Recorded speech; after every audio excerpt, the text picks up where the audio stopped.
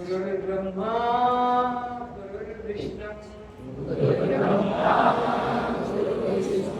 गुरुर्देवो महेश्वरः गुरु साक्षात् परं ब्रह्म तस्मै श्री गुरुवे नमः। अज्ञानतिमिरान्धस्य ज्ञानाञ्जनशलाकया चक्षुरुन्मीलितं येन तस्मै श्रीगुरुवे नमः। अन्नाथ श्रीजगन्नाथ मद्गुरु श्रीजगद्गुरु मदात्मा सर्वभूतात्मा तस्मै श्रीगुरुवे नमः।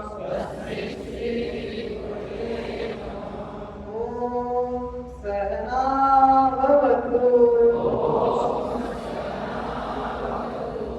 सहना भुनक्तु सह वीर्यं करवावहै तेजस्विनावधीतमस्तु मा विद्विषावहै। शांति शांति शांति।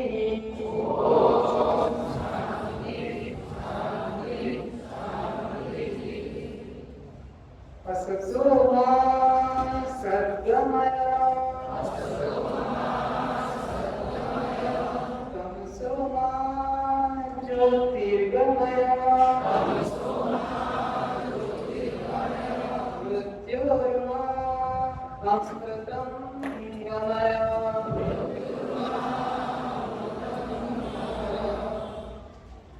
कस्त्वं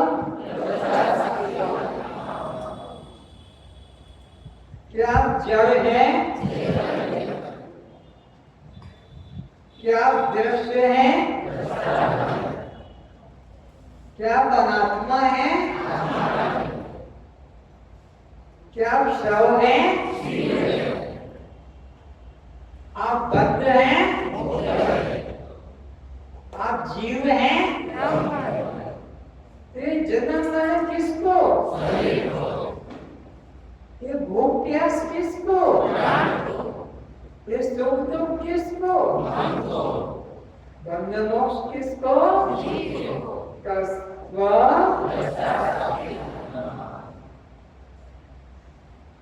श्रोताओं के रूप में उपस्थित सभी दिव्य मुक्त आत्मा के चरणों में प्रणाम।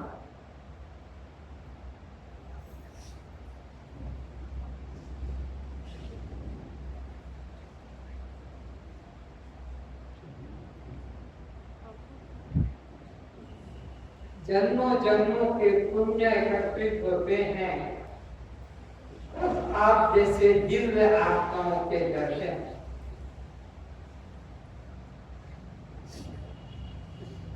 अन्यथा इतने आत्मनिष्ठों का दर्शन दुर्लभ।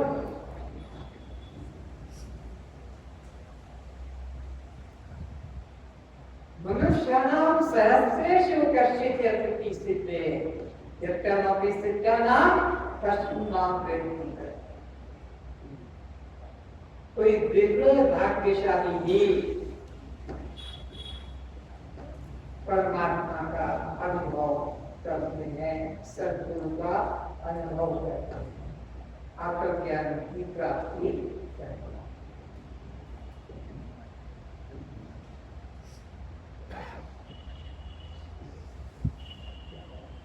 जगत में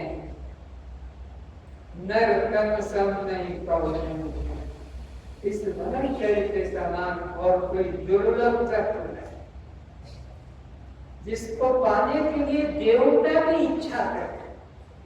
जिन देवी देवताओं की अज्ञानी लोग भौतिक कामनाओं को लेकर, अनित्य वस्तु की इच्छा को लेकर प्रार्थना करते हैं, जिन देवी देवता की, वे देवी देवता परमात्मा से इस मनुष्य जीवन की याचना करते।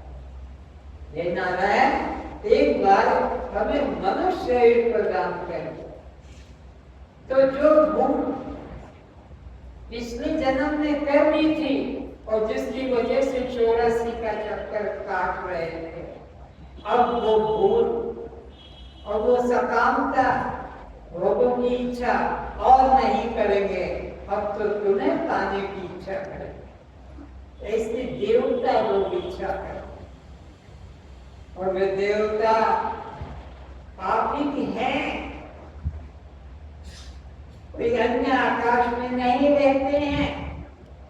पर जब यहाँ आ जाते हैं, फिर इसी माया मोह में फंसकर व्यवहार भूल जाते हैं। जो गर्व में की कि एक बार मनुष्य जीवन मिल जाएगा तो हम अपना किसी गुरु की शरण में जाकर ज्ञान प्राप्त करेंगे, और ज्ञान प्राप्त हो जाने से तो ज्ञानादेव केवल ज्ञानान्न मुक्ति, उपनिषद की घोषणा। बिना ज्ञान के मोक्ष नहीं होता है। मुक्ति की प्राप्ति तो ज्ञान से होती है। कर्म उपासना जीव के मल विक्षेप दोष को दूर करने को है। 3 दोष हैं: मल दोष, विक्षेप दोष, आवरण दोष। मल दोष कर्मकांड से दूर हो जाता है, विक्षेप दोष उपासना साधन से दूर हो जाता है, और आवरण दोष ज्ञान साधन से दूर हो जाता है। तो कर्म, उपासना और ज्ञान, ये 3 जीव के दोषों को दूर करने के साधन है मल, विक्षेप और आवरण। लेकिन अगर कोई सोचे वे जीवन भर कर्म ही करता रहूंगा, उपासना ही करता रहूंगा, तो कल्याण की आशा न करें।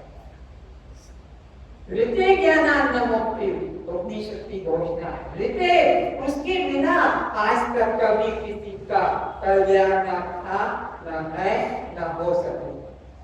ज्ञानादेव तो केवल, ज्ञान के द्वारा ही केवल की निर्वाण की मुक्ति की प्राप्ति हो सके।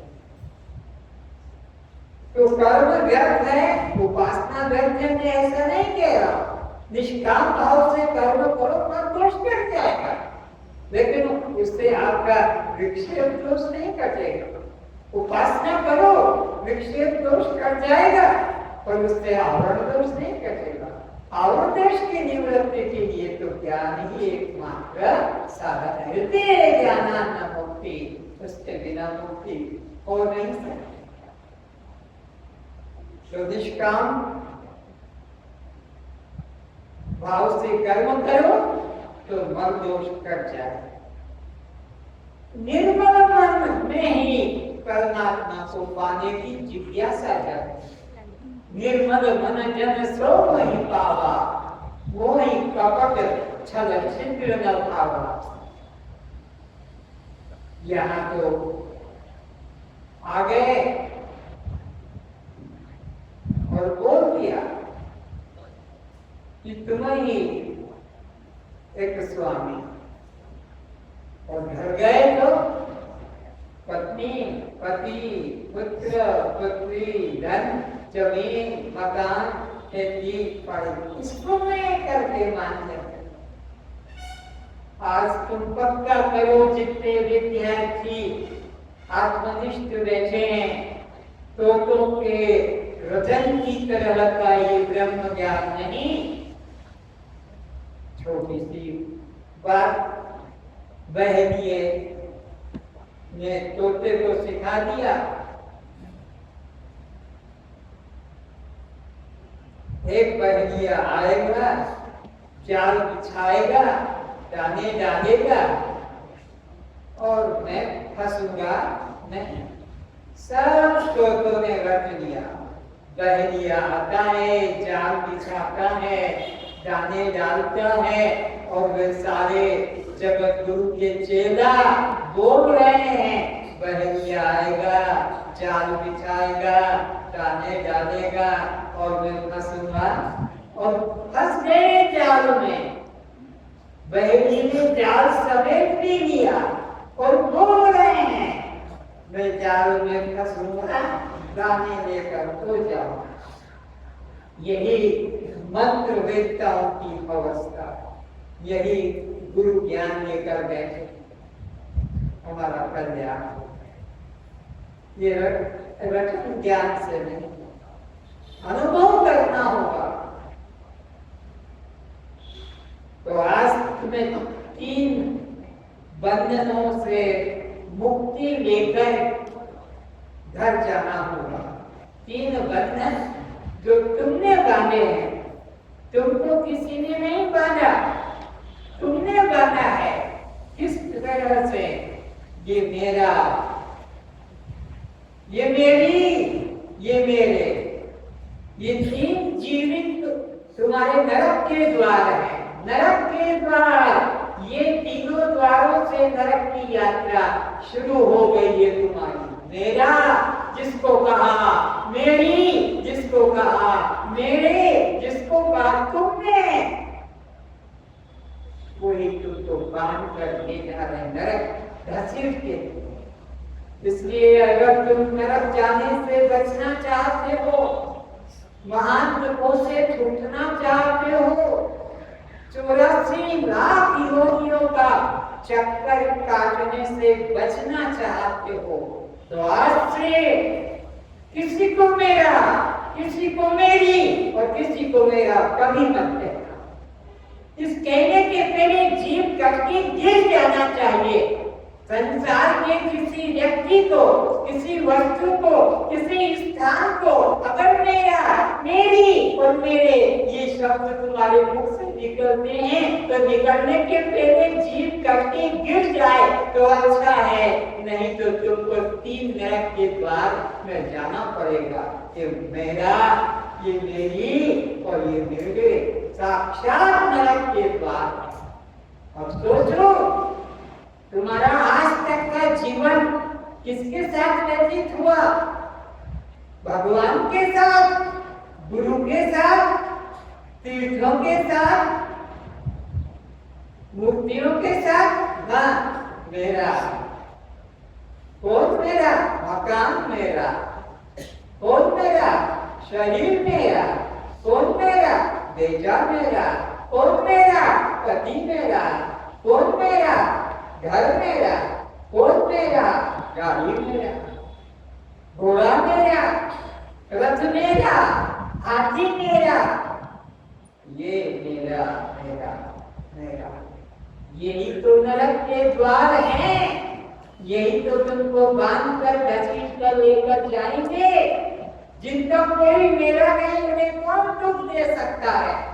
जिनका मेरा कोई बनाया नहीं संबंध जगत में, स्वर्ग वैकुंठ तक भी, स्वर्ग मेरा, वैकुंठ मेरा, तुमने वहां तक भी अगर मेरा बना छोड़ा तो ये सब स्वर्ग और नरक सब मिल जाने वाला। कोई लोक मेरा नहीं, कोई योनि मेरा नहीं, कोई शरीर मेरा नहीं। ये भाव अगर तुम निकाल दोगे अभी यहाँ, तो अभी यहाँ ही मुक्त हो जाओ। शरीर घट जाएगा, परिवार में रहेगा, व्यवहारिक काम भी करेगा, लेकिन आप वो नरक नहीं ले जा सकते। और वो परिवार, वो पत्नी, वो पति, वो बच्चे, वो कारखाने, वो ऑफिस, वो आपका संसार आपको नरक नहीं ले जाएगा। नरक तो तब ले जाते थे जब इनको मेरा करके छाती से लगाते थे। मेरा, मेरा, मेरे, मेरा, मेरी और मेरे। ये न कोई मेरा, न कोई मेरी और न कोई मेरी। पक्का कर लो ये महामंत्र, सब वेदों का सार बता दिया। मेरा कोई नहीं और मैं किसी का नहीं। अगर है तो कोई मेरे तो गिरकर गोपाल दूसरा नहीं। अगर है तो मेरे प्रभु, मेरे गुरु, मेरे परमात्मा, बस वो मेरे हैं। उसको छोड़कर दुनिया में कोई मेरा नहीं। बाकी तो सब ये झूठे प्रेम दिखाकर नरक के तरफ घसीट कर ले जाने वाले हैं। ये बाप, ये माँ, ये पति, ये पत्नी, ये पुत्र, ये पुत्री, ये संपत्ति, ये तुम्हारे पद और प्रतिष्ठा, ये सब तुमको बांध रहे हैं, जकड़ रहे हैं मेरा की रस्सी में और तुमको घसीट कर ले जाए। इसलिए आज पक्का कर लो, ये छोटा सा गणित जिसे मोर अच्छी से मुंह के वे है ही पारे नहीं। ये छोटा सा गणित है, जो जो मेरा है वो हमें कभी नहीं हो सकता। जूता मेरा है और कोई कहेगा मैं जूता हूँ, बोलो। लेकिन शरीर मेरा है तो कहते हो मैं गोरा हूँ, काला, स्त्री हूँ और पुरुष हूँ, हिंदू हूँ, ब्राह्मण हूँ, उड़िया, बंगाली, मारवाड़ी, गुजराती, ब्रह्मचारी, गृहस्थी, वानप्रस्थी, सन्यासी, ये वही है जो कहते कि मैं जूता। अरे जूता मेरा है पर मैं जूता नहीं हूँ। तो ब्रह्मचारी, गृहस्थी, वानप्रस्थी, सन्यासी शरीर में कल्पित हुए हैं। मेरे साथ ना कोई ब्रह्मचारी, ना कोई गृहस्थी, ना वानप्रस्थी, ना सन्यासी। इस शरीर में कल्पित हुआ है ब्राह्मण, क्षत्रिय, वैश्य, शूद्र। न मैं ब्राह्मण, न मैं क्षत्रिय, न मैं वैश्य, न मैं शूद्र। कभी ही तुम्हें ये कार्ड छपा हुआ दिया था।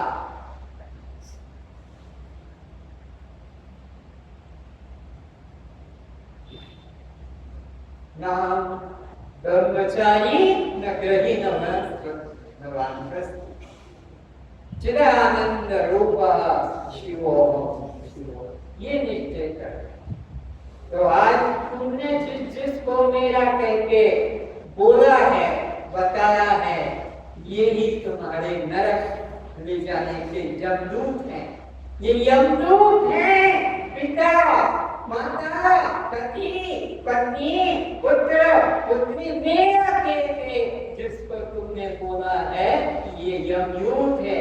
यमदूत, यम के दूत आ गए, तुमको पकड़कर घसीट कर खींच कर ले जाएंगे और 84 टक्कर में डालेंगे। 9 लाख प्रकार के जल में रहने वाले जीवों में तुमको जाना पड़ेगा। जिन्होंने मेरा या मेरी या मेरे किसी से जोड़ा है, उनको 9 लाख प्रकार के मछली, मगर अथवा जलहस्ती के रूप में जाना पड़ेगा और वहां का असहनीय कष्ट भोगना पड़ेगा। इसी तरह जिन्होंने संसार में किसी से मेरा, मेरी और मेरे का संबंध जोड़ा है, उनको 10 लाख प्रकार के आकाश में उड़ने वाले पक्षियों का कष्ट भोगना पड़ेगा। उन पक्षियों का जीवन देखो, न रहने का मकान है, न खाने का कोई निश्चित आहार है, न कोई अपना परिवार देख पाते हैं और मर जाते। वो तुमने तैयारी कर ली है, किसी को मेरा बनाकर, किसी को मेरी बनाकर, किसी को मेरे कहकर ये तुम्हारे यमदूत तुमको लेकर जाएंगे और इस पक्षियों में डालेंगे। और उसके आगे जमीन में रहने वाले 11 लाख प्रकार के, जमीन के अंदर सांप बनकर, नेवला बनकर, बिच्छू बनकर अंदर घुस के जमीन में गड्ढे में रहना पड़ेगा। क्योंकि तुमने मेरा और मेरी और मेरे बनाया है, तो यही घर में तुमको फिर जाना पड़ेगा। और इसी तरह तुमने संसार के किसी वस्तु में मेरा, मेरी और मेरा बना जोड़ा, तो 20 लाख जमीन से पैदा होना पड़ेगा।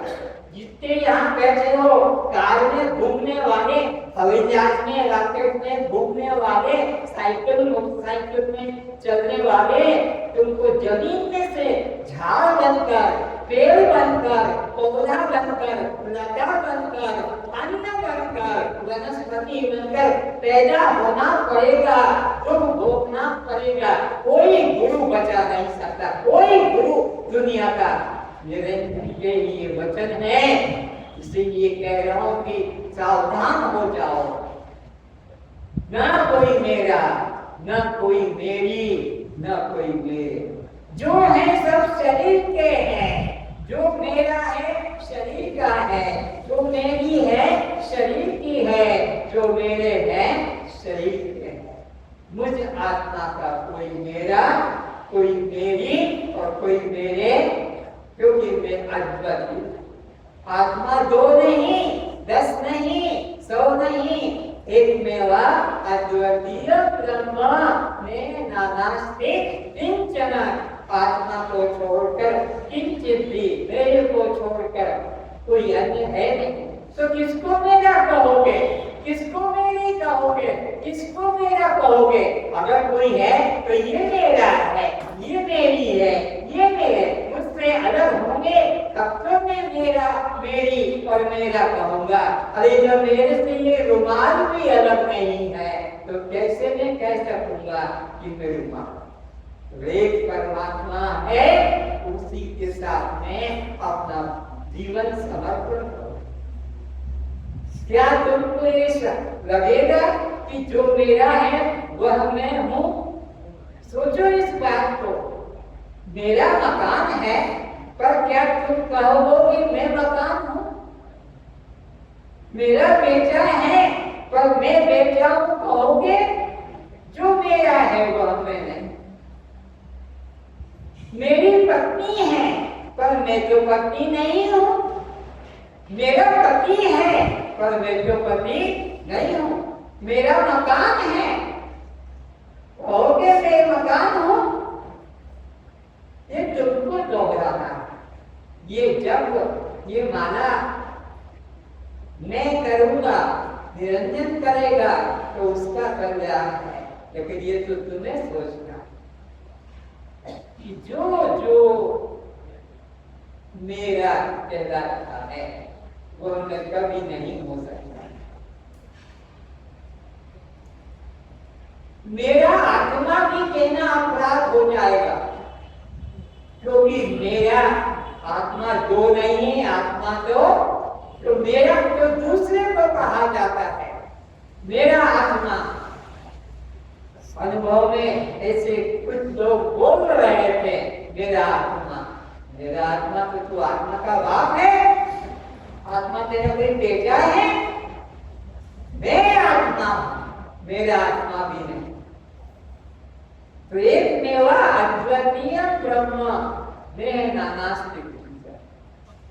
मन में पक्का करो कि जो जो मेरा, उड़िया शब्द में जैसे मोर अच्छी से मुंह केवे नहीं पारे, जैसे मोर अच्छी तो अपन कहाँ मोर मोर कहूँ दिन भर जीवन भर क्या मोर मरोगे उसी के साथ में, कोई बचा नहीं सकेगा।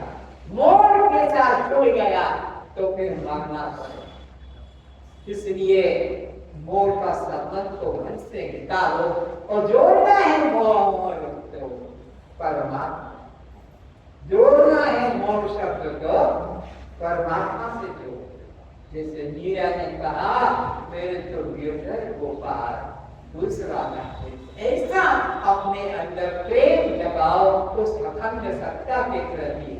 और ये मरने वाले मुर्दों में, ये मरने वाले पति पत्नी पिता माता पुत्र पुत्री, इन मुर्दों में मत जोड़ के ये तुम अमर हो सकोगे तो मुर्दों के साथ रहकर मुर्दे ही रहोगे।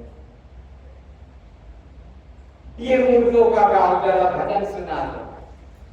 ये मुर्दों का गांव जिसमें तुम मर रहे हो, जिसके लिए तुम जीवन समाप्त कर रहे हो। ये बुद्धों का भाव है। ये जितने अपने यहाँ उपस्थित है सोचने साधो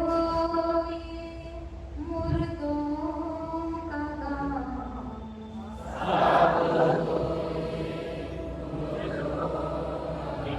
क्यों मुर्दा कहा? इसे मुर्दों का काम क्यों कहा? क्योंकि जिसका जन्म है उसकी मृत्यु है, जिसका जन्म है उसकी मृत्यु है, बच नहीं सकता। और तुमने इसी को माना है कि ये मेरा बर्थडे, ये मेरी उम्र, ये मेरी जाति, तो ये मुर्दों का गाँव है, इसे मरना पड़ेगा और सब लेकर जाएंगे। साधो ये मुर्दों का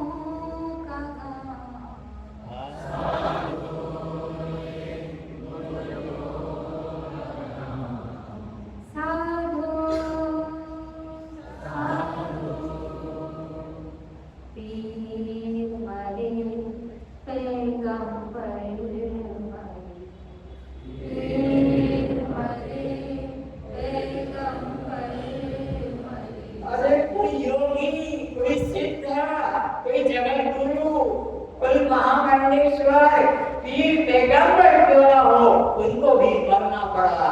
आज तक कोई अमर नहीं दिखाई पड़ता। उनकी कहानियां, उनकी जीवन चरित्र को तुम दोहराते हो, पर वो देखने को मिलते नहीं। पीर मरे पैगंबर मरिने, पीर मरे पैगंबर मरिने। मर गए रे दास स्वामी,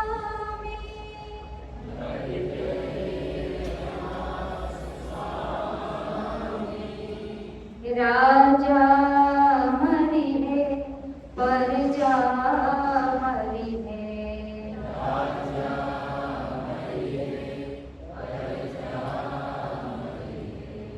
मरिने वेद और रोगी,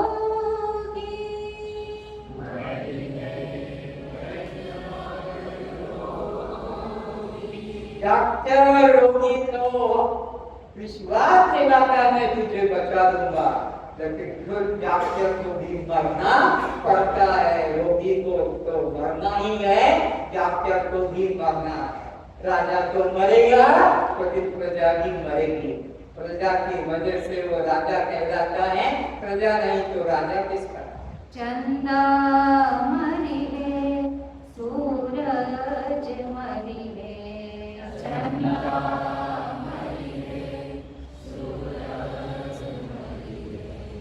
मरिने सब पर प्रकाशा,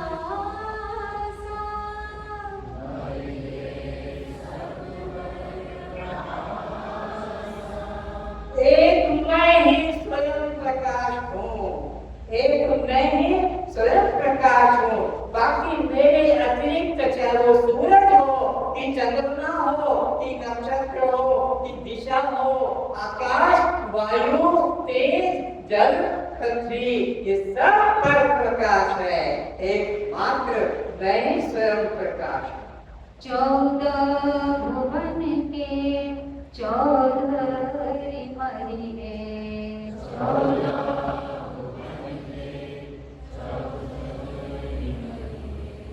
इन्हों की क्या आशा,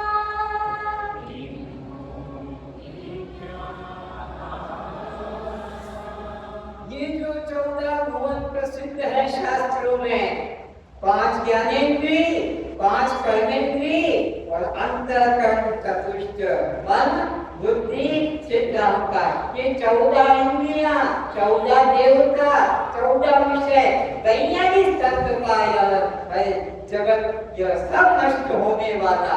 14 ज्ञानेंद्रिय, अपना ज्ञानेंद्रिय के और अंतःकरण के और कर्मेंद्रिय के 14 इनके देवता और 14 इनके विषय, ये सब नष्ट होने वाले हैं। लेकिन जिंदा रहेगा, अमर रहेगा, अविनाशी रहेगा, तो केवल मैं केवल ये कभी न मरा है न मरेगा, जन्मा है वो करेगा, ये तो अजन्मा है। गुरु मरि है, शिष्य भी मरि है।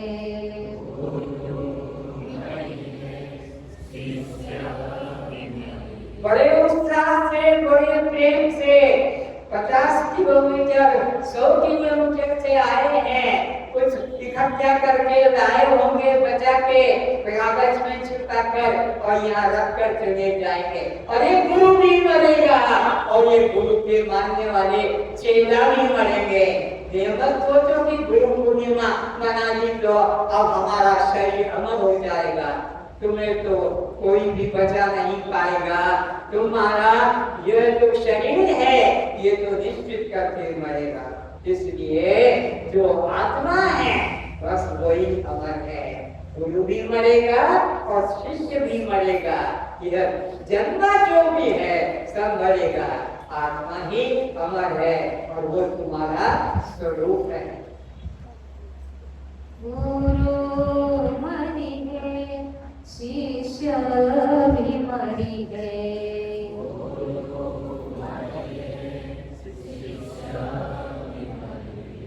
मर गए राम और कृष्ण,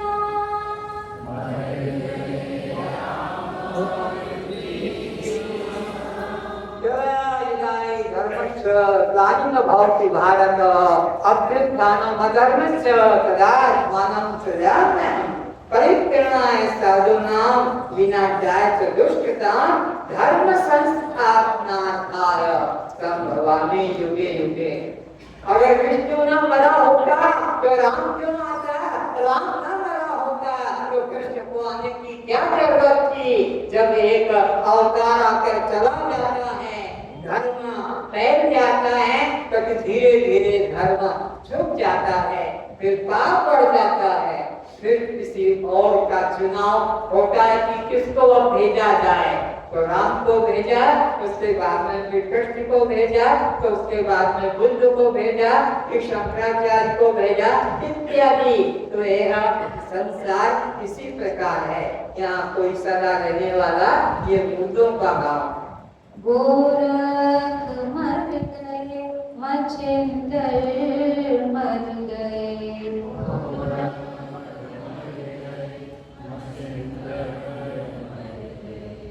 मर गए शंकराचार्य,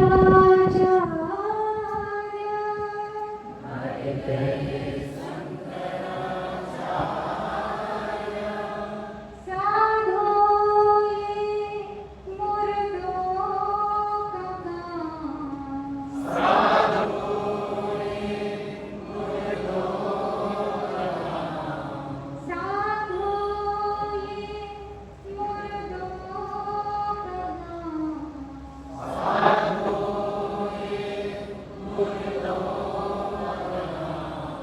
जोगी मरी है, भोगी भी मरी है।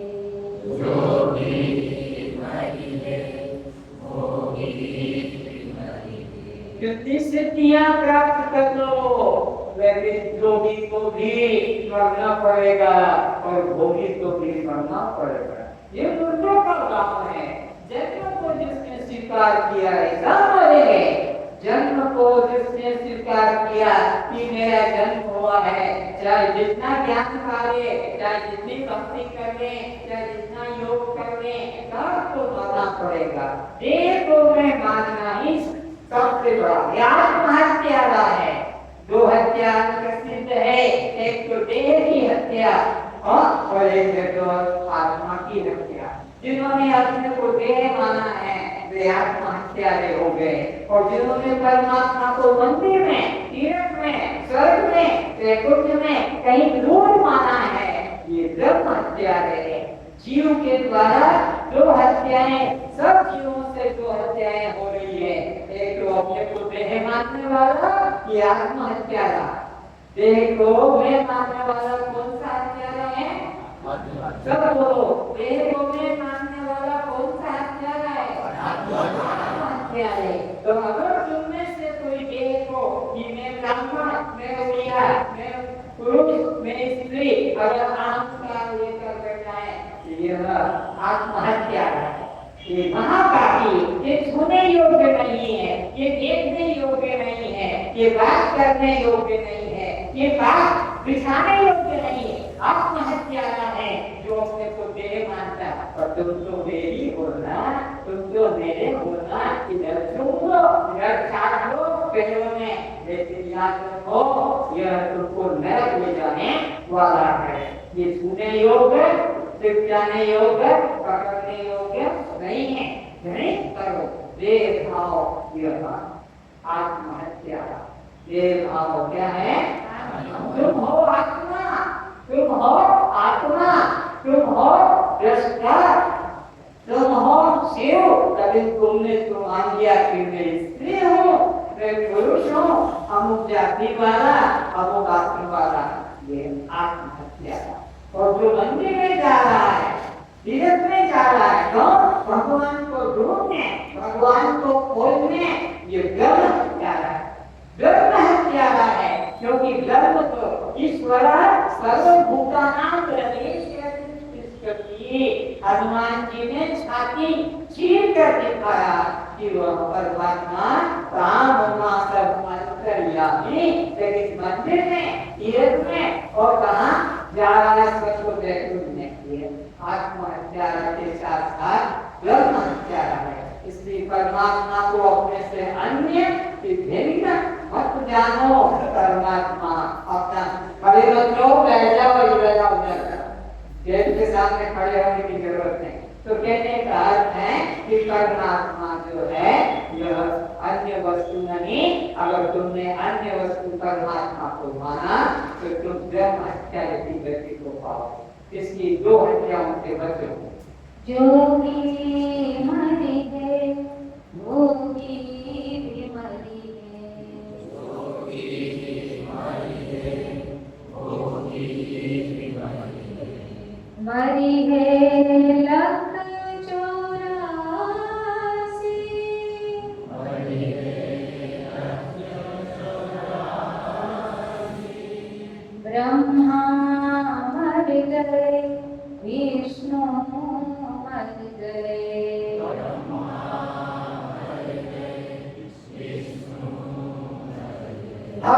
हर सृष्टि का एक ब्रह्मा, एक विष्णु और एक शंकर। हर सृष्टि का और अनादिकाल से अनंत सृष्टियां बनी और बिगड़ती जा रही है। एक सृष्टि पैदा नहीं थी, अनंत सृष्टि, अनंत ब्रह्मा, अनंत विष्णु, अनंत शंकर, अनंत राम, अनंत कृष्ण। जितने अनंत अवतार हुए क्योंकि सृष्टि अनादिकाल से। ब्रह्मा मर गए, विष्णु मर गए, ब्रह्मा मर गए, विष्णु मर गए, शंकर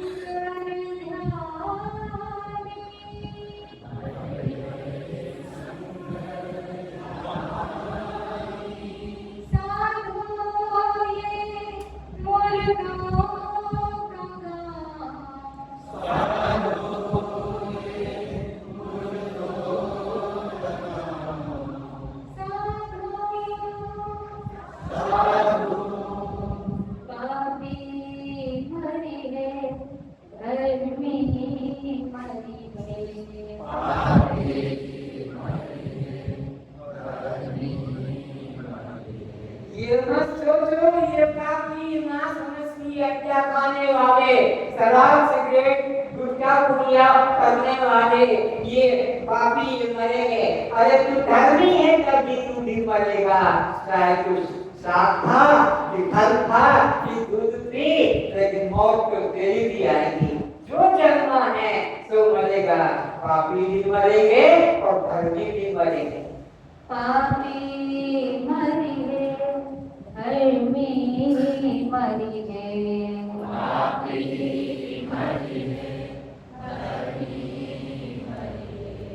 मर गए स्वर्ग सम्राट,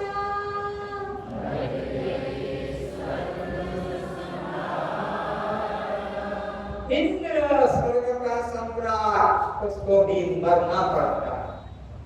सीता मर गई, राधा मर गई, सीता मर गई, राधा मर गई, उमा और लक्ष्मी, मर गई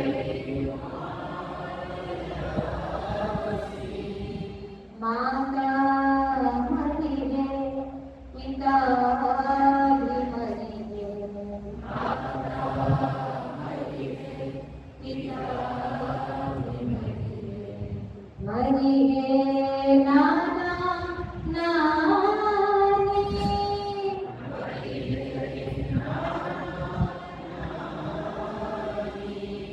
पति मरी है, पत्नी मरी है,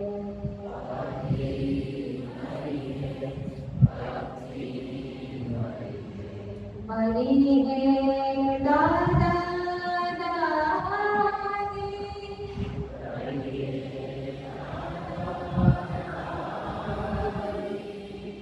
राम मरी है, री मरी है,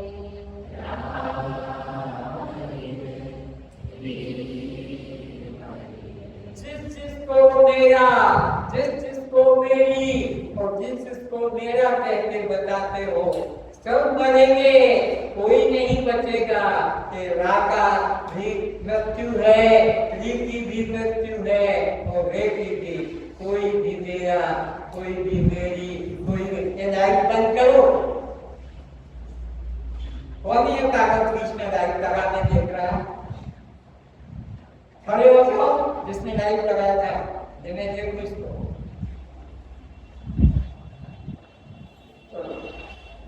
राम मरी है, री मरी है,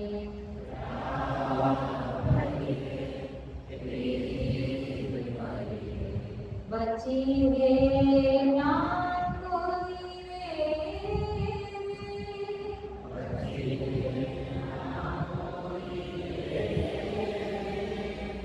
एक मेरी अमर आत्मा,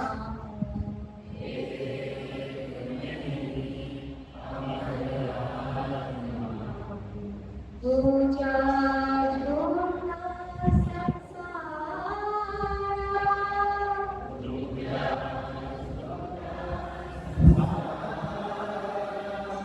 साधो ये मर्दों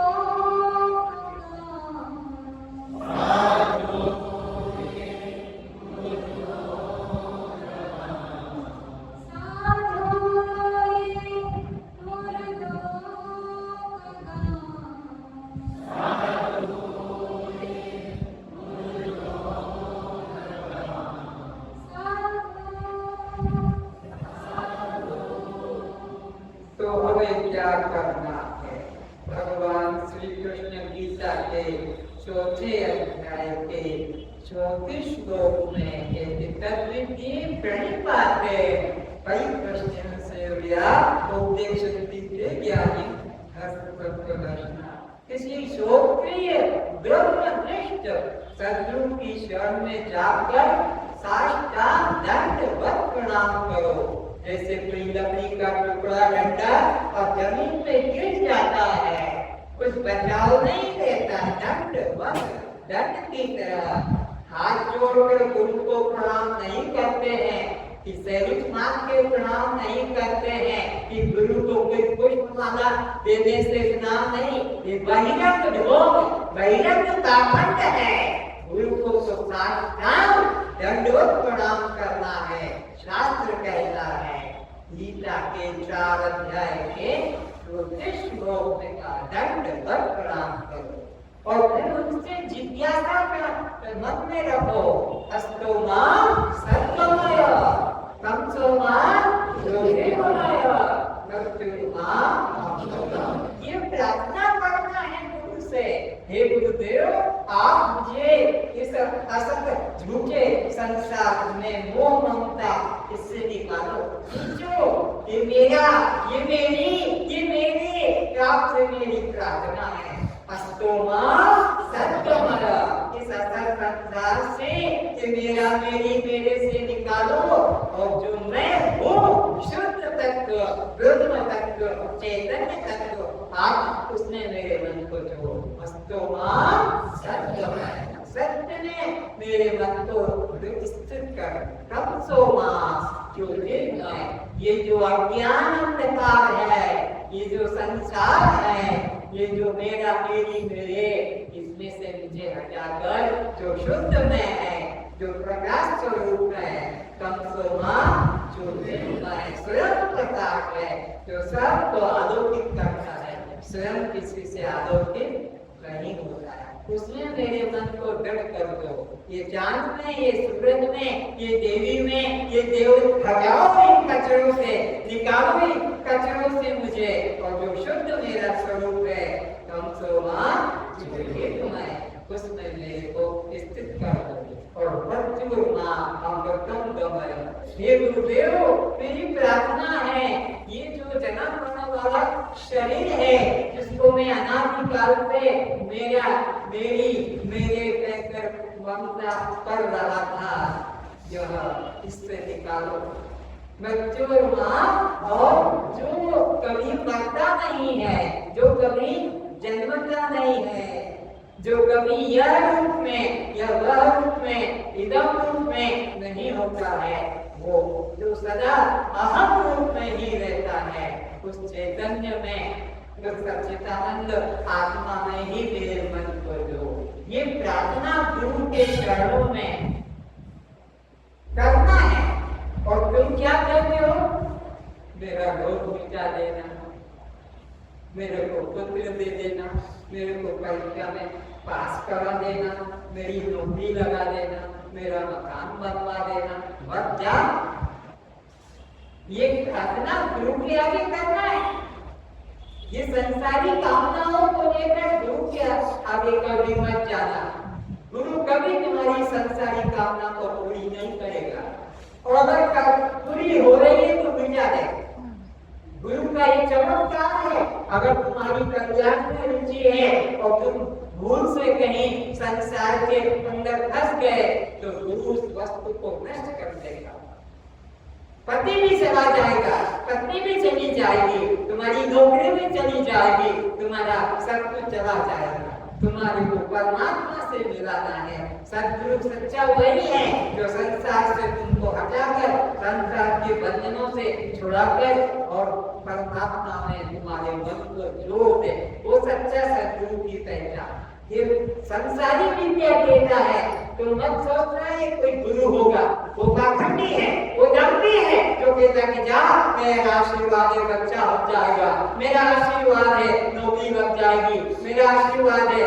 तो सोचना ये सच्चा सद्गुरु नहीं, ये दम्भी गुरु है, ये पाखंडी गुरु है, जो भौतिक वस्तुओं का प्रलोभन देकर अपनी शरण में फंसा कर रखना चाहता है कि ये मेरे को छोड़कर किसी सद्गुरु की शरण में न जाए। तो सद्गुरु तो कभी संसारी वस्तु देते नहीं, और ये बीच में खड़ा हो जाता है देने को। तो याद रखो, गुरु वह जो संसार की आसक्ति से, संसार के मोह ममता से निकाल कर और परमात्मा में जोड़ सके, सत्य में जोड़ सके, वो गुरु के निकट था। और तुम चाहते हो कोई साल भर में, कोई 2 साल में, कोई जो टैक्स चुराने की तरह, जैसे सेल टैक्स देते हैं, इनकम टैक्स देते हैं, ऐसे तुम लोगों ने भी गुरु टैक्स बना लिया है। साल भर जा रहे हैं घर, तो कोई कागज में, कपड़े में, रुमाल में लपेट कर और उसके चरणों में डाल दो। साल भर में तुमने गुरु को क्या दिया? सोचो, विचारो, और तुमने उससे क्या लिया? तो इस तरह गुरु कोई इनकम टैक्स की तरह नहीं है कि उसके चरणों में 100, 200, 500, 1000 रख दिए तो गुरु खुश हो जाए। गुरु तुम्हारी निकृष्ट वस्तुओं को पाकर कभी खुश नहीं होता। वो क्या करेगा? उसका तो आश्रम नहीं, वो तो चेला बनाता नहीं, उसकी तो कोई गाड़ी घोड़ा मोटर नहीं, कहाँ वो तुम्हारे उपयोग को लेकर और उपयोग करेगा। उसे कपड़ा एक पहनने को चाहिए, दूसरे कपड़े की भी जरूरत नहीं, एक पहन लिया बस काफी है। और तुम पैसा देकर सोचते हो फल रख दिया, क्या है तुम्हारा इस फल में? अंगूर रख दिया, आम रख दिया, तुमने केला रख दिया, क्या है तुम्हारा इसमें सफलता? और सब कुछ करने के बाद तुमने अपनी लंबी जान कर दी। ये क्यों की? ये लंबी जान, इसका मतलब समझते हो? बच्चे से कहेंगे तुम भी मुड़िया मार, चल मौसम मुड़िया मार, गुरु को मुड़िया मारा, क्या गुरु का भूख मिट जाएगा? क्या गुरु का रोग मिट जाएगा? गुरु का दरिद्र मिट जाएगा तुम्हारे मुड़िया मारने से? मुड़िया मारने का मतलब है अब मैं भी तुम्हारे समर्पित हूँ, अब मेरी और मेरे कोई नहीं है, तुम्हें मेरे सब कुछ हो, मेरे तो दूसरा। तो ये अपने को गुरु के चरणों में गिराने का मतलब है आज से तुम ही मेरे सब कुछ हो, तुम ही मेरे पिता, तुम ही मेरी माता, तुम ही मेरे स्वामी, तुम ही मेरे सेवक, तुम ही मेरे पति, तुम ही मेरी पत्नी, सब कुछ जो भी है तुम ही हो। ये लंबी देखकर प्रणाम का तात्पर्य था। वहां गुरु के आगे तुम तो ले फल रख दिए, वहीं छूट गया, कपड़ा वहीं छूट गया, तुमने पैसा भी वहीं छोड़ दिया और तुम लेके फलों की तरह, कपड़ों की तरह, पैसों की तरह तुमने लेट कर गिरे, फिर उठकर किधर चले? किससे पूछकर चले? कपड़े तो छोड़ दिए, फल यहीं छोड़ दिए और नारियल भी छोड़ दिया और अपना चल पड़े।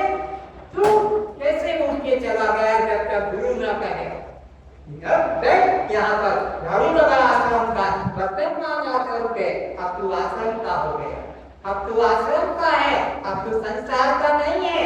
अब कोई संसार का तेरा पिता, माता, पति, पत्नी, पुत्र, पुत्री, जमीन, जायदाद तेरा नहीं है, तू तो गुरु के शरण में आ गया, तो गुरु का हो गया। वो जो भी गुरु करे, पर गुरु अब उठकर जा नहीं सकता।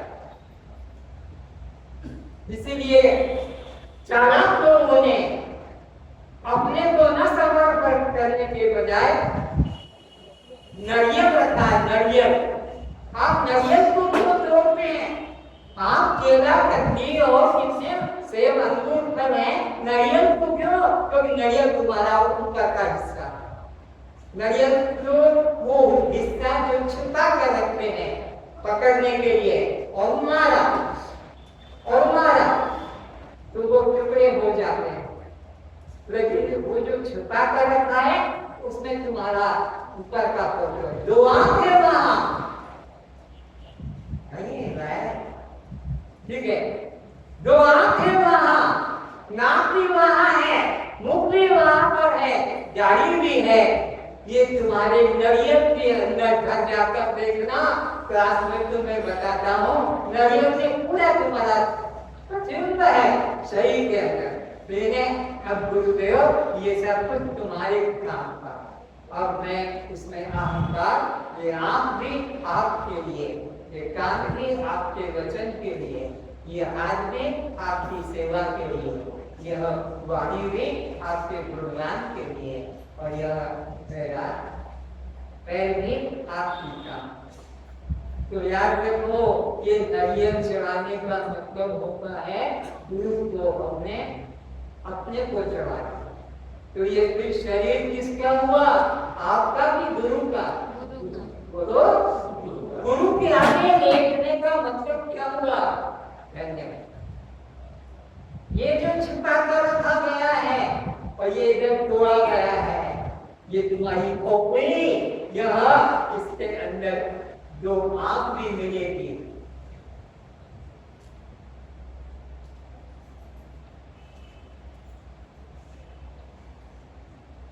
देख लो,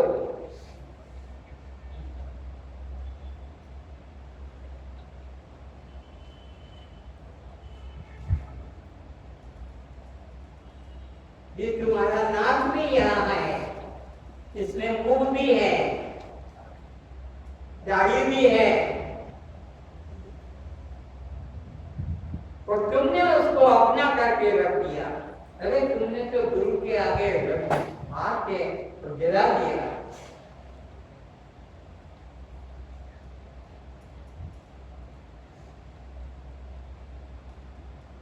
तो ये नरियल का मतलब है अब मैंने अपने आप को भी तुमको समर्पित कर दिया, अब इसमें मेरा कुछ अधिकार नहीं है।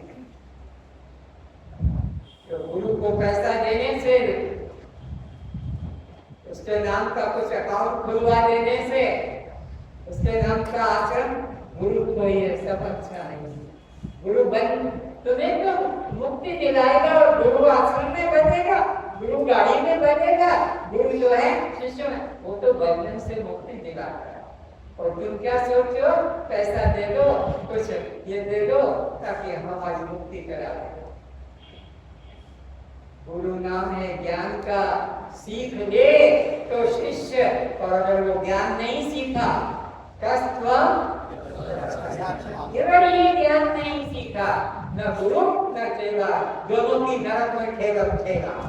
गुरु भी फंसेगा 84 में और चेला भी फंसेगा 84 के चक्कर में, जो इसमें फंसा हुआ है। गुरु वह है जो खुद देह भाव से मुक्त है, और गुरु वह जो तुमको देह भाव से मुक्ति दिला सके। जो गुरु तुम्हारा देह भाव से मुक्ति नहीं कराता है, पेट दबा लेता है, सेवा करवा लेता है, कपड़े धुलवा लेता है, भोजन बनवा लेता है, मालिश करवा लेता है, सब कुछ करवा लेता है, किंतु तुम्हारा देह भाव से, जीव भाव से और कर्ता भाव से अगर ये मुक्ति नहीं कराता तो पाखंडी ये खुद भी नरक जाएगा और चेले को भी नरक में जाएगा। वही सच्चा है जो देह भाव से खुद मुक्त हो और तुमको भी देह भाव से मुक्ति करा सके। खुद जो ब्रह्म भाव में स्थित हो और तुम्हें भी ब्रह्म भाव में स्थित करा सके। खुद साक्षी भाव में हो और तुम्हें भी कर्ता भाव से हटाकर साक्षी भाव में स्थित करा सके, उसे सद्गुरु कहते हैं। तो बात आगे बढ़ती है। कबीरदास जी निकले अपने घर से और सुबह का उनका मॉर्निंग वॉक का अभ्यास था। सुबह निकले तो उनका बेटा कमाल भी उनके साथ जा रहा था। तो चलते चलते कबीरदास जी एक गांव के बीच में से जा रहे थे। गांव तो के बाहर झोपड़ी थी कबीरदास की, पर वो वॉक करने जाते थे तो वो बीच में से निकल कर जाना पड़ता था, लंबा थोड़ा दूर पर। तो एक महिला को देख रहे हैं,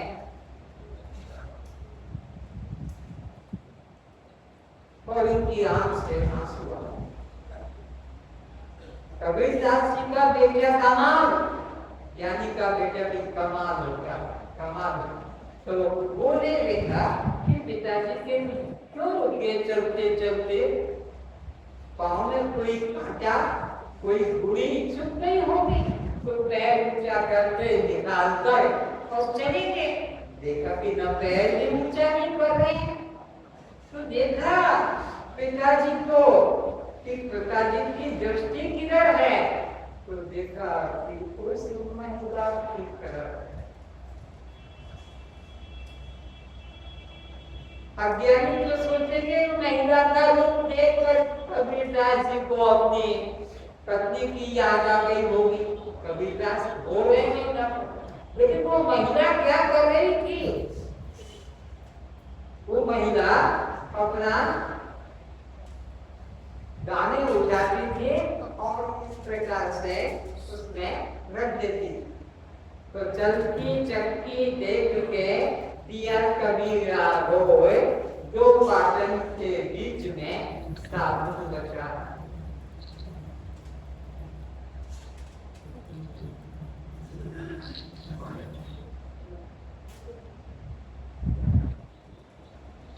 कबीरदास जी की अवस्था देखकर लड़का समझ गया। क्या समझ गया? कमाल कि पिताजी सोच रहे हैं कि यह दो पाटन के बीच में जो गया है सब दृश्य आएगा। अब तो किसान दो पाटन के बीच में साबुत बचाना खोल। लड़का कमाल पिताजी की अवस्था देख कर कहता है, ओ पिताजी उधर क्या देख रहे हो, उधर मत देखो, वहां पर जो गया है किसेगा दो पाठ वो अलग है, परमात्मा अलग है और मैं अलग हूँ। जब तक द्वितीया द्वयम भयम भवति कठोपनिषद कहता है, जब तक द्वैत भाव रहेगा कोई भी जन्म के चक्र से चाहे तुम मंदिर बना लो, पूजा करो, आरती करो, जन्मोत्सव मनाओ, कुछ भी करो, परमात्मा के साथ जहाँ तक द्वैती द्वैत भाव है वो अन्य है और मैं अन्य हूँ, ये जन्म के चक्कर से छूटेगा नहीं। तो पिताजी इधर मत देखो, ये जो चक्की चल रही है और वो माता पीस रही है, आप उधर देखो, आप उधर देखो। आप पूछता है मेरे बेटे को मेरे चरित्र पे संदेह हो गया, तो कहता है क्यों पिताजी उधर क्या देख रहे हो? देखो लड़के की सृष्टि चक्की चलाने वाले महिला की तरफ थी और लड़का कहता है उधर क्या देख रहे हो, उधर देखो। पूछता है कभी किधर देखो?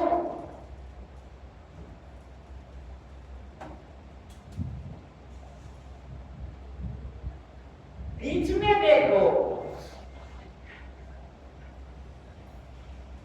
और इधर तो देखोगे।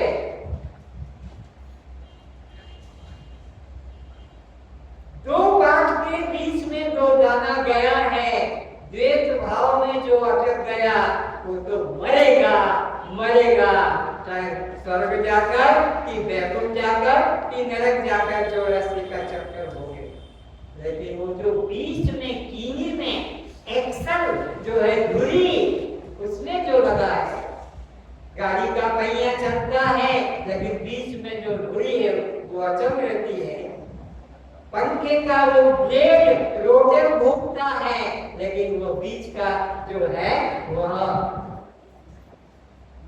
वो अचल रहता है। वो अगर हिले तो फिर वो रोटर घूमेगा, एक के रुकने से एक चलता है। तो यहाँ पर भी पिताजी को इशारा दिया उसने कि पिताजी ये तो मरेंगे, ये द्वैत भाव रखने वाले, अपने को देह मानने वाले और परमात्मा को अन्य जानने वाले, ये तो इस संसार चक्की में पिसते चले आए, पिसेंगे। लेकिन जो एक्शन में आ गया, जो धुरी में आ गया, जिसने अपने को बीच में मध्य में स्थित कर दिया, उसको संसार में उड़ाना, उसको जन्म मरण के चक्र में फंसना नहीं पड़ेगा। तो ये एक्शन है, ये धुरी है, ये मध्य है, इस भाव में टिक जाओगे तो फिर ये 84 का चक्र तुम्हारे बाहर होगा, तुम उससे अलग रहो, तुम्हें संसार बंधन नहीं कर सकेगा। इस तरह से अपने को निश्चय करना। और मुझे याद आ रहा है जब जा रहे थे शंकराचार्य रास्ते से, तो एक बहुत अच्छा धार्मिक व्यक्ति का घर था, उसका एक लड़का पैदा तो हुआ लेकिन वह 15 साल का हो गया, बोलता नहीं था। वो धार्मिक परिवार, दीन दुखियों की हर तरह से रक्त चाहिए रक्तदान दे देता था, धन चाहिए धन दे देता था, जमीन दे देता था, पशु चाहिए घोड़ा गाड़ी देता था, पर उसका दुख कोई दूर नहीं कर पा रहा था। तो वो दुख गांव वालों ने सोचा शंकराचार्य इस रास्ते से निकलेंगे, अगर ये अपना बेटे को लेकर उनके पास जाएगा तो उन्होंने शंकराचार्य ने कई मूक बच्चों को, कई बड़े बच्चों को, अपंग बच्चों को शक्ति दी। तो कहा उन गांव के लोगों ने जो उससे सब समय मदद मांगते थे और वो सबको मदद करता था कि जब शंकराचार्य जी इधर से निकलेंगे तुम अपने बच्चे को लेकर उसके सामने जाओ तो वो भी इसको आशीर्वाद करेगा, गोद में लग जाएगा।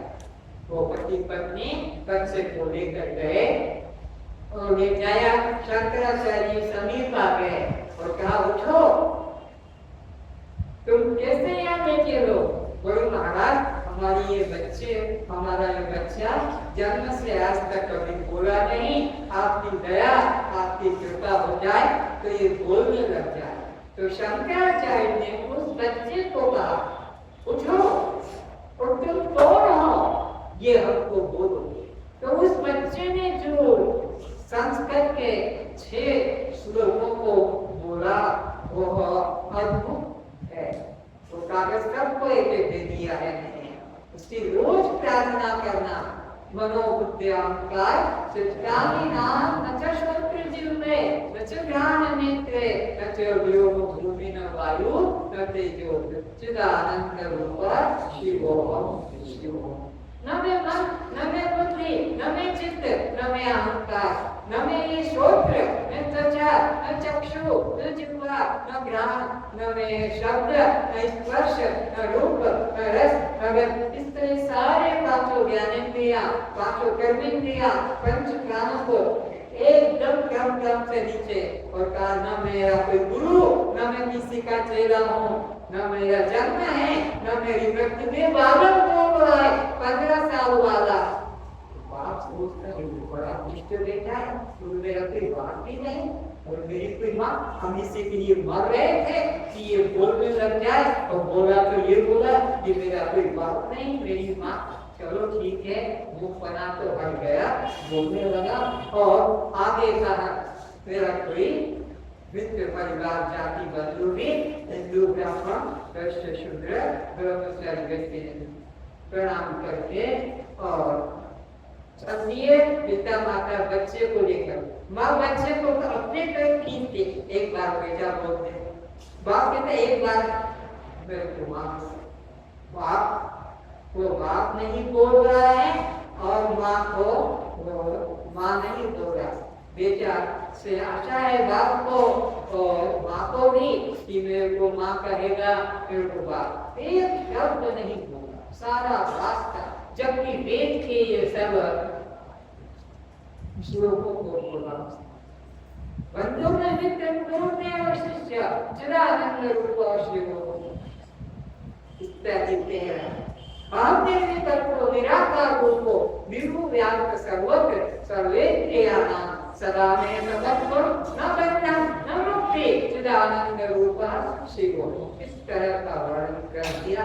तो माँ को भी आशा होती है बोलेगा और बाप को भी आशा, लेकिन बस शंकराचार्य निकल गए और ये बच्चे को लेकर गांव की तरफ घर की तरफ जा रहे हैं।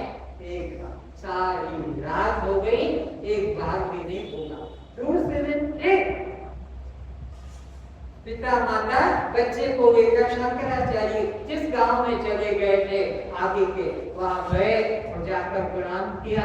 बोले तुम क्यों आ गए? महाराज कल जो आपने शक्ति दी थी इसको बोलने की, वो आप तक ही ले गई, जब तक भी इसने ना माँ कहा ना बाप कहा। अब शंकराचार्य ने कहा ये तुम्हारा बेटा नहीं है, ये तुम्हारा बच्चा नहीं है, ये हमें दे दो, ये लोक कल्याण के काम आएगा। तो माँ ने कहा मेरा बेटा भले गूंगा हो, बेरा हो, मैं तुमको देने वाली, चले बेटा चल। फिर घसीट कर बात कर हाथ में और ले गई घर पर। और क्या किया जाए, तो उसको खेत में भेजा जाता था। तो वहां पशु चलते थे, ये भगाता नहीं था, घर में रखा जाता था। वो खेत पे जाते तो कोई गाय घुस जाती थी, कुछ खा जाती थी, बिल्ली दूध पी जाती थी, उसको भी भगाता नहीं। थक गए माँ बाप इस बच्चे को, तो सोचा इस बच्चे को ठीक बाबा को ही दे दो ताकि उनकी लिंगों होता रहेगा, पैर दबाता रहेगा, ये हमारे गृहस्थियों के काम में आने वाला। तब जाकर उसको ले गए। होता महाराज ये बच्चा जो है आपने मंत्र शक्ति से बोलना कर दिया, लेकिन ये हमारे घर गृहस्थी के काम में नहीं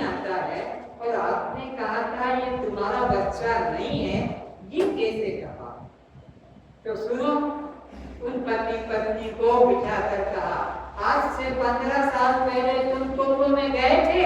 इसने, हाँ महाराज, आपको कैसे पता लगा? मुझे सब पता है।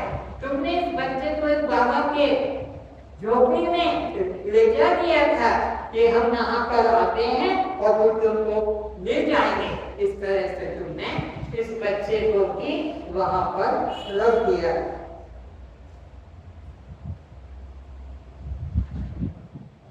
फिर तुम कुंभ के दर्शन में लग गए। साधु आ रहे हैं, उसकी मंडी आ रही है, सब नहा रहे हैं, मंत्र बोल रहे हैं, तो उस खेल में लग गए।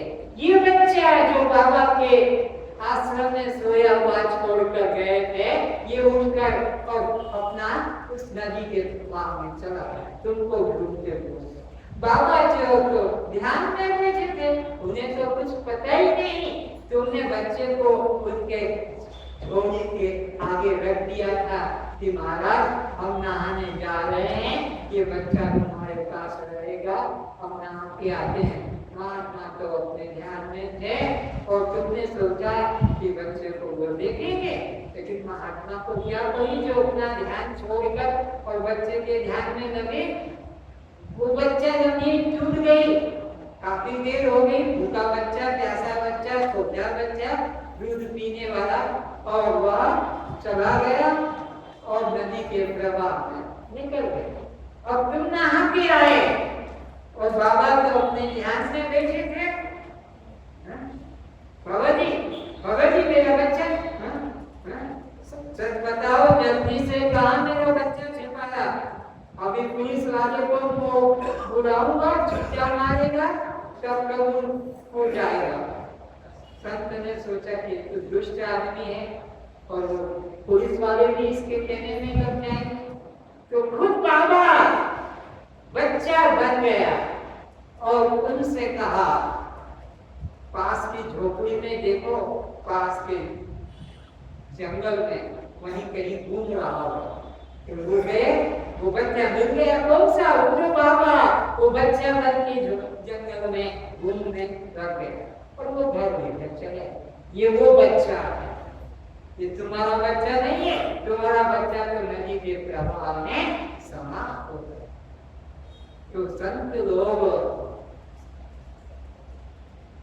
त्रिकालदर्शी होते हैं, वो 3 काल की बातों को जानते हैं, भूतकाल के, वर्तमान काल के, भविष्य काल के। तो कहने का इशारा कि यह जो तुम्हारे घर में संतान आया है, ये पहले जन्म को कोई साधु है जिसको बचपन से सत्संग में रुचि है। माँ बाप को कहता सत्संग में चलो, माँ बाप कहते आज नहीं सत्संग में चलो। छोटा बच्चा माँ बाप को सत्संग में लाता, क्यों? पूरे जन्म का कोई साधु सन्यासी तुम्हारे घर में पैदा हुआ है, अपनी अधूरी साधना को पूरी करने के लिए तुम्हारे घर में जन्म लिया है। तो अपनी छोटी संतान की श्रद्धा देखकर, भक्ति देखकर उसका तिरस्कार मत करो, बल्कि उसकी सत्य की जिज्ञासा देखकर अपने को भी विचारो कि इतना छोटा होकर और सत्य में, और मैं इतना बड़ा होकर पाप बनकर भी मेरे मन में रुचि नहीं। इस तरह से उस बच्चे के प्रति श्रद्धा करके और अपना कल्याण करें। इस तरह से यह विषय को आगे बढ़ाता हूँ। कर्म की करना, कर्म से 5 प्रकार के लाभ लेता है। कोई भी कर्म के द्वारा मुक्ति को प्राप्त कर, कल्याण को प्राप्त कर, कर्म से 5 प्रकार के लाभ लेता है। या तो कर्म से प्राप्ति करेगा, या कर्म के द्वारा प्राप्ति नहीं हुई तो उत्पत्ति करेगा, और उत्पत्ति करके भी संतुष्ट नहीं हुआ तो विकार कर्म करेगा, उसमें भी नहीं हुआ तो संस्कार कर्म करेगा, उससे भी संतोष नहीं हुआ तो नाश कर देगा। तो कर्म का करने वाला व्यक्ति कर्म से 5 प्रकार के लाभ लेता है। प्राप्ति, उत्पत्ति, विकार, संस्कार, नाश। परमात्मा मुक्ति, शांति किसी में नहीं आता। जिनको मुक्ति चाहिए, शांति चाहिए वो कभी भी कर्म के माध्यम से प्राप्त नहीं कर पाएंगे। कर्म का कर्ता तो कुल 5 प्रकार के लाभ देता है। जैसे कि खेत में बीज डाला, उत्पत्ति हो गई, तुमको प्राप्ति हो गई, गेहूं की, चने की, मक्का की, ज्वार की उत्पत्ति की और प्राप्ति हो गई। और फिर उसके बाद में उसको पीसा, फटका, विकार किया, तब जाकर तो वो भात बनेगा, तब जाकर तो वो रोटी बनेगी। सीधा का सीधा गेहूं, सीधा का सीधा चना, सीधा का सीधा तुम्हारा पुआल, तो भात तो काम करेगा नहीं। शुद्धिकरण, विकार कर्म। कर्म का कर्ता या तो उत्पत्ति करता है, प्राप्ति करता है और विकार कर्म करता है। ठीक है, संस्कार करता है, आग में पकाता है, उसको तेल में छानता है, खीर बनाता है, खिचड़ी बनाता है, संस्कार डालता है, खाने योग्य बनाता है। और देखा कि खाने में भी उपयोगी नहीं, बासी हो गया, कड़वा हो गया, सड़ गया तो फेंक देगा। तो संसार में कोई भी गृहस्थी कितने प्रकार का लाभ उठाता है? 5। या तो प्राप्ति करेगा, या उत्पत्ति करेगा, या विकार करेगा, या संस्कार, या नाश। परमात्मा के लिए भक्त को 5 प्रकार के कर्म करने की जरूरत। भक्त को, मुक्ति के जिज्ञासु को, मुमुक्षु को 5 प्रकार के कर्मों में से एक भी कर्म करने की जरूरत नहीं। समझे? पहला है प्राप्ति रूप कर्म। प्राप्ति रूप कर्म, तो प्राप्ति हमेशा 2 में होती है, एक हम और एक हमको, वो प्राप्त हो गया। परमात्मा तुमसे अलग है, बोलो। इसलिए प्राप्ति रूप कर्म परमात्मा के लिए जरूरत। प्राप्ति रूप कर्म संसार में जरूरत है, बाप अलग है, बेटा अलग है, अन्न अलग है, जल अलग है, वस्तु अलग है, वहाँ प्राप्ति करना पड़ता है। द्वैत में प्राप्ति है। परमात्मा तो एक निवा अद्वितीय ब्रह्म नेह नानास्ति किंचन। परमात्मा से भिन्न किंचित भी अन्य नहीं है, तो प्राप्ति नहीं। तो भगवान के चाहने वाले को प्राप्ति रूप कर्म करने की जरूरत, बोलो, क्योंकि परमात्मा अदरवाइज अन्य भिन्न नहीं है। अब उत्पत्ति की बात आती है, तो परमात्मा के लिए प्राप्ति रूप कर्म नहीं करना, तो क्या उत्पत्ति रूप कर्म करने तो मिलेगा? तो पता लगा जिसकी उत्पत्ति होगी उसका नाश हो जाता है। तो परमात्मा की अगर उत्पत्ति मानोगे तो एक दिन उसका नाश हो जाएगा। तो इसलिए परमात्मा के लिए प्राप्ति रूप कर्म का उपयोग नहीं, उत्पत्ति रूप कर्म का भी उपयोग। परमात्मा नित्य प्राप्त है।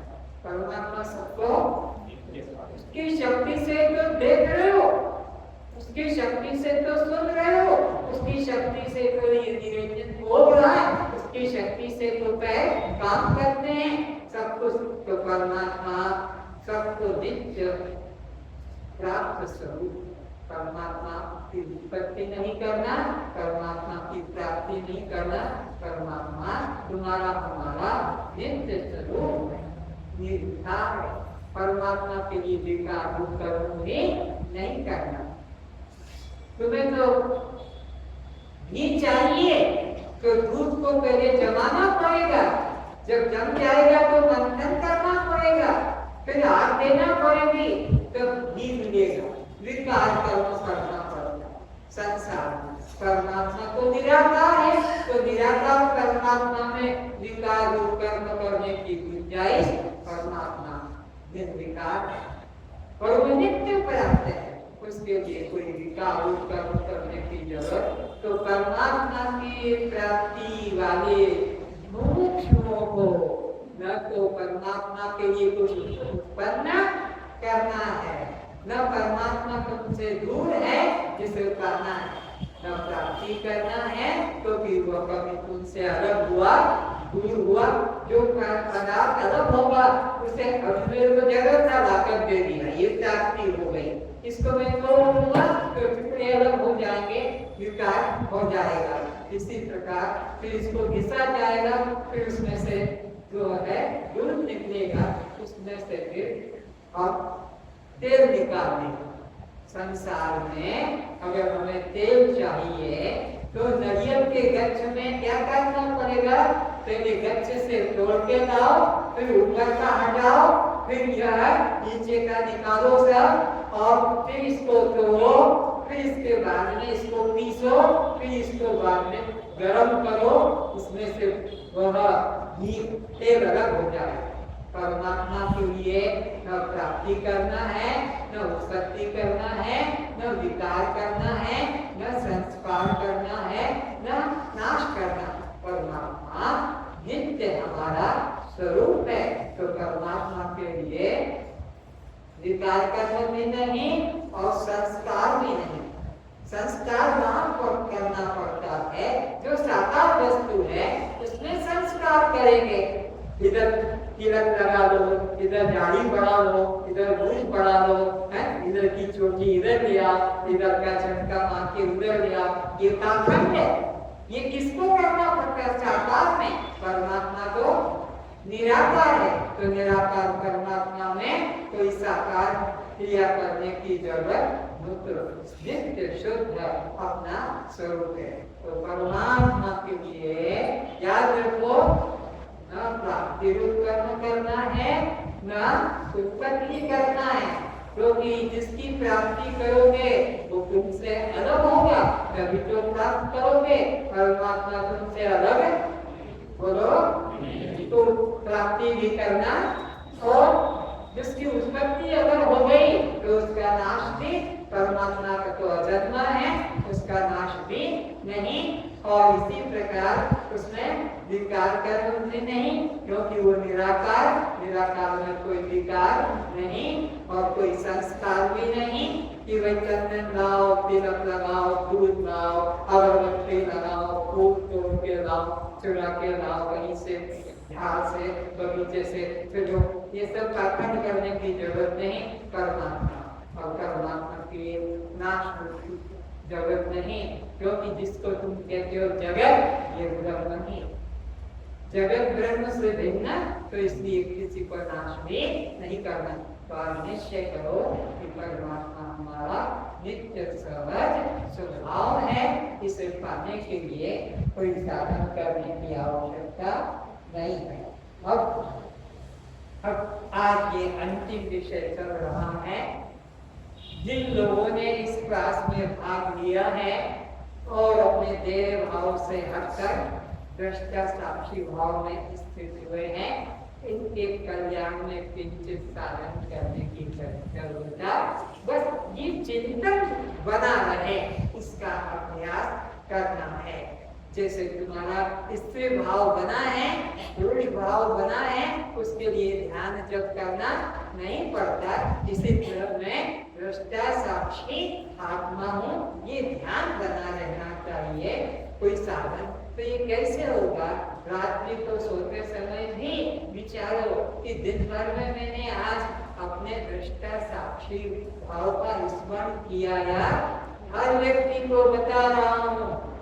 अब कोई साधन की जरूरत नहीं, पर जरूरत है किस चीज का कि मैं दृष्टा साक्षी आत्मा हूँ।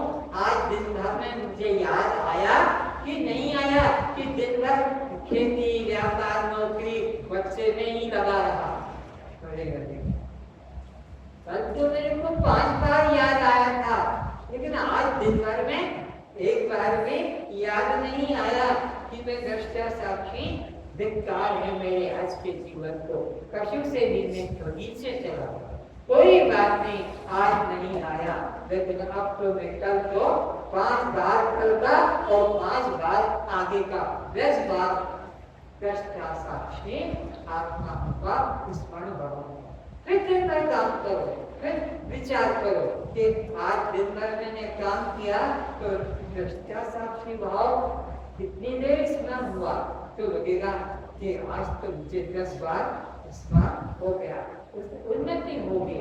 और विचार करो सुबह उठने से कि कल तो मैंने 10 बार याद किया था, आज भी मुझे दिन में इसे और बढ़ाना है।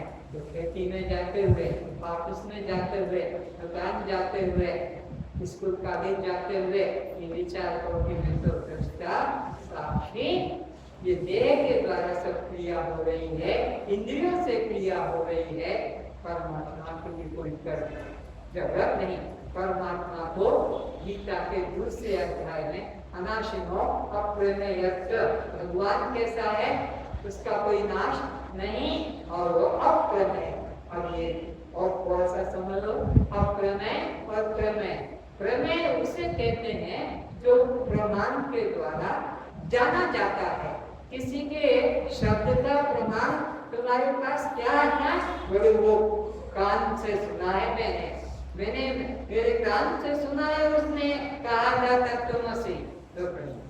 अरे वो गरम ठंडा है कि तुम कैसे कहते हो? मेरी त्वचा प्रमाण है, पकड़ के देखा नरम था कि कड़क था कि दूध का। अरे वो गोरा काला है, तुम्हारे पास क्या प्रमाण? मेरी आंख प्रमाण है, मैंने अपनी आंखों से देखा कि वो सत्संग में बैठा सो रहा था।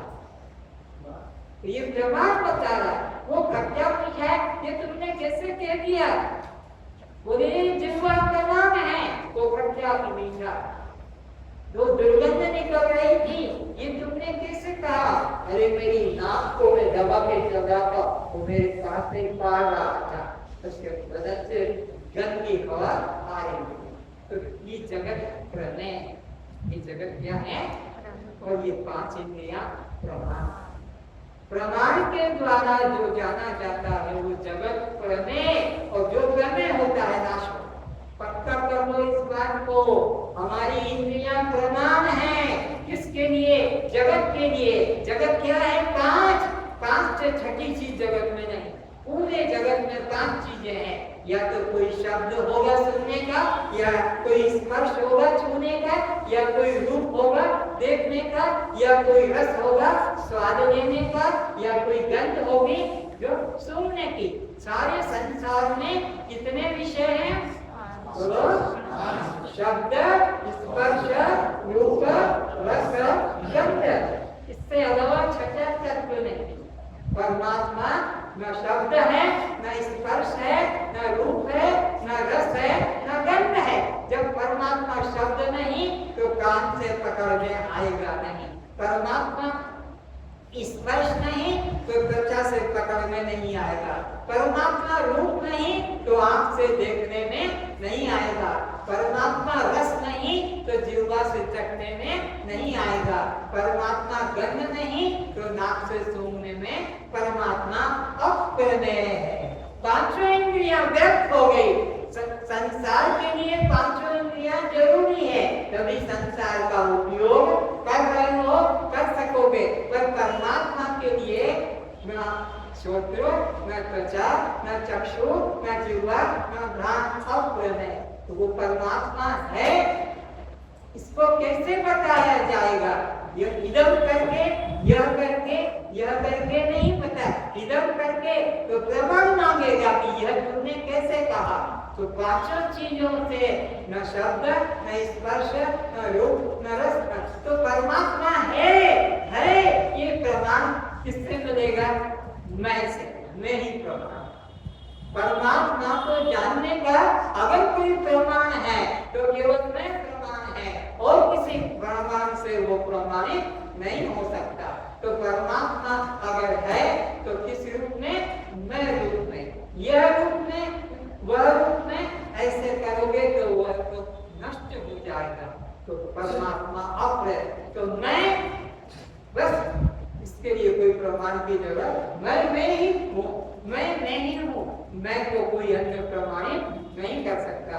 तो परमात्मा अप्रमेय है, और वो अप्रमेय अपना आप आत्मा है।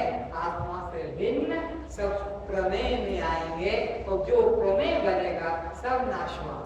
इदम यह करके जो भी तुमको मिलेगा वो तुमने माना है, सब नाशवान, कोई बचेगा नहीं। अगर बचने वाला है तो केवल एक मात्र मैं तत्व, चेतन तत्व हूँ, बस। उसको कोई कोई यह वह ऐसा करके बताया नहीं जा सकता।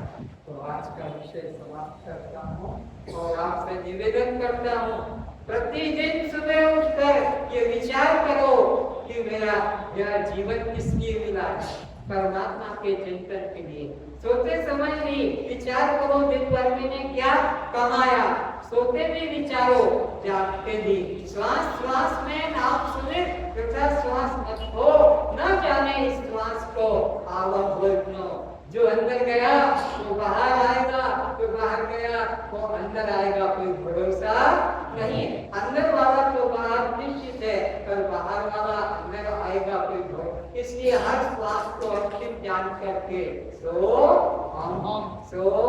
बोलने की जरूरत नहीं, चीज मिलाने की जरूरत नहीं, केवल फीलिंग अनुभव करो कि वो जिसकी शक्ति से सारा यह शरीर स्थूल सूक्ष्म कारण जागृत स्वप्न सुषुप्ति प्रारब्ध संचित दिमाग भूत भविष्य वर्तमान बाली युवा वृद्ध जागृत स्वप्न सुषुप्ति सब हो रहे जो ब्रह्म है वो आत्मा जिसकी शक्ति से गौर में। तो सप्ताह में एक दिन सत्संग, और एक बार अपने नगर में 5-10 लोग मिल जाओ, सत्संगी एक जगह एकत्रित कर चुन लो कि जहाँ कोई संसार का भीड़ भाड़ या रुकावट न पड़े, और बैठकर स्वाध्याय करो। जो तुमने इस क्लास में पढ़ा, जो तुमको इस क्लास से पुस्तकें मिली, उन पुस्तकों का भाई बहन मिलकर प्रश्न उत्तर के रूप में तुमने क्या समझा, जड़ क्या, समाधि क्या, या विक्षेप क्या, या सब क्या, शिव क्या, दृष्टि क्या, इसे एक से प्रश्न करके सत्संग तो ये है। सत्संग कीर्तन कर लेना, भजन गा लेना, ये कोई सत्संग है? ये तो मनोविलास है। कहाँ आए वो हमारे पास में, वो तो उनके, लेकिन विचार करोगे तो विचार का मतलब है वी यानी उल्टा, चाल यानी चलना। अभी तुम्हारी बुद्धि किधर जा रही है? जगत में, इधर उधर, कीर्तन भजन में उधर। लेकिन जब विचार करोगे वी यानी जस्ट अबाउट इधर आओ, तो इधर आओ तो आत्मा की तरह। तो आत्म विचार करो, और इधर जो विचार करोगे देखो तक सब संसार। तो सत्संग करो, सबका एक दिल रखो और अपना यह विचार करो, और सुबह शाम भी घर में भी 1 घंटा तो कम। संसार को कितना घंटा देते रहो, परमात्मा में तुम्हारी प्रीति है कैसे जानेंगे? परमात्मा में तुम्हारी प्रीति है कैसे जानेंगे? 4 दिन नहीं आए थे, 2 दिन आ गए, 2 दिन आ गए, 1 दिन आ गए, जब फूल लेके चले गए। उनको फूल से क्या मतलब है? मैं किसी को पास में छूने नहीं देता है। ये तुम इनको आएंगे, प्रणाम करेंगे, आपको भेंट देंगे।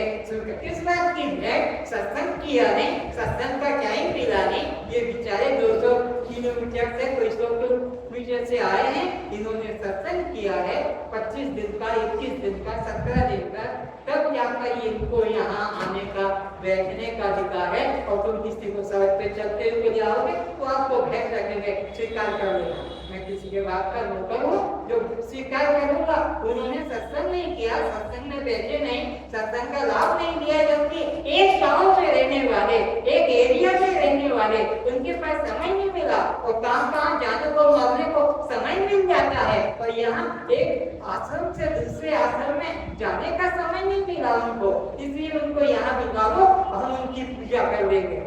ये कोई निरंजन कोई पत्थर की मूर्ति है जिसको कि तुम पूछ चढ़ा दोगे और ये तुम्हारे को स्वीकार कर लेगा। इसलिए सत्संग में मन लगाओ और संसार मन को हटाओ। संसार तो तुमको 84 में बढ़ने वाला है। आज का विषय को अब मैं यहीं विश्राम दूं, क्योंकि अब अंदर वाला भी इशारा दे रहा है कि वह भोजन प्रसाद का समय हो गया।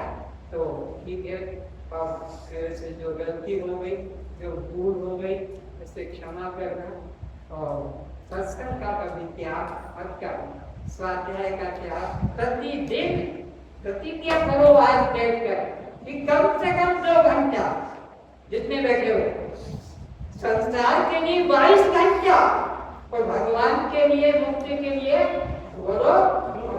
तो जो 2 घंटे परमात्मा के लिए नहीं दे सकता है, परमात्मा उनका कल्याण कर सके नहीं।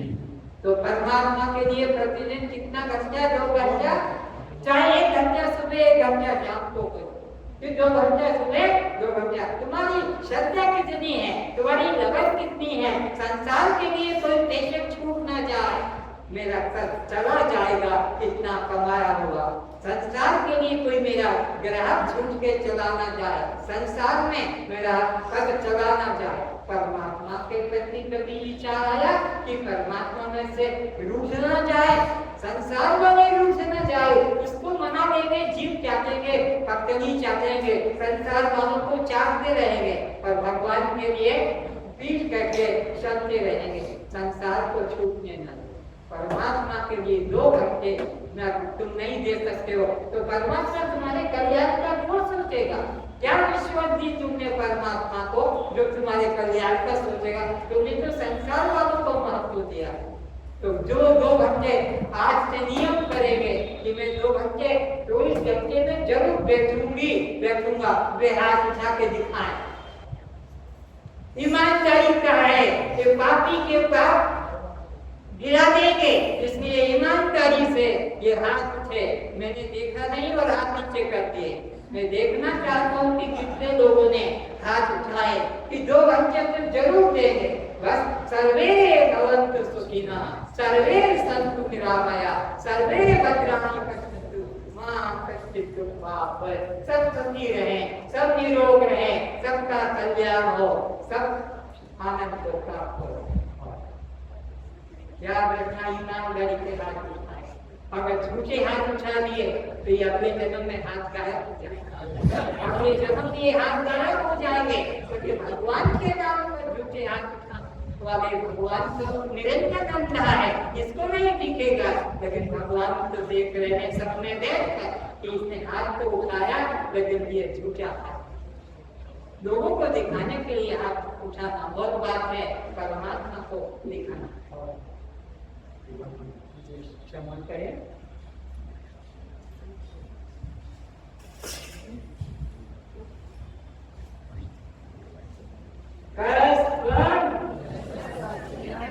तो आप जड़ हैं, दृश्य हैं, अनात्मा हैं, शव हैं, प्रकाश हैं, भक्त हैं। तो जन्म मरण किसका? भूख प्यास किसको? सुख दुख किसको? बंध मोक्ष किसको? कौन?